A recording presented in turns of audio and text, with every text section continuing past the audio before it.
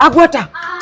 Ni nini unakuja kutafuta kwetu na ulinifukuza kwako? Si ndio maana nimekuja kukuambia pole. Ni marafiki zangu walikuwa wanashinda wakiniambia huyo msichana ni red card anashinda na kucheza. Red flag na mimi unakuja kutafuta kwetu after umesikiza mabeshte zako. Si ndio maana nimejiredeem nikaona nilikuwa nimewaamini juu alinitumia picha ukikisi na kijamaa kingine kirefu. Lakini venye nilifikiria maisha yetu nikaona ama alikuwa anakupea hewa. Labda unakuanga na asthma.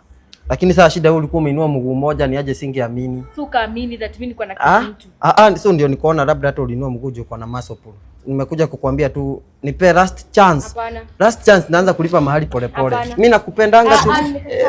Huyo ni nani? Dad. Mnafanya nini hapa nje saa hii usiku? Ndio nilikuwa natoka Mnafaa kuingia huko ndani muongelelee ndani. Hebu ingia hapo ndani. Upewe hata chai ukunywe. Hapo nikipigiwa huko ndani mtanilipa.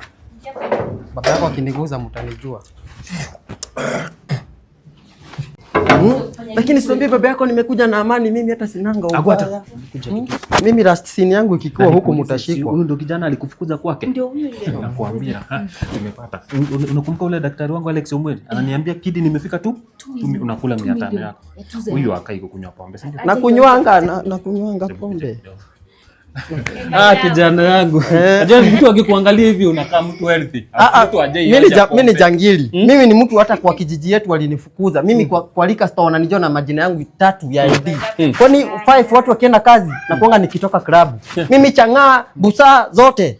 Mimi siwezi vitu hata kioo cha jamii. Damu yangu inanga blood cell ni pombe. Macho unajua saa hizi. Macho ni 1 million. Unakula 200 yako. Ni wapi? Kijana hebu niangalie. Unaona, si nimekuambia? Na kuanga chongo. I am chongo. Hizi chomoja hata ionangi. Babangu hata mimi nakwambia. Anaanza kufanya. Agwata sionangi. Acha ni baba ya Agwata. Si ndo nasema hata hujakunywa chai. Sisi walevi akikunywangi maziwa. Acha niende. Acha tu niende.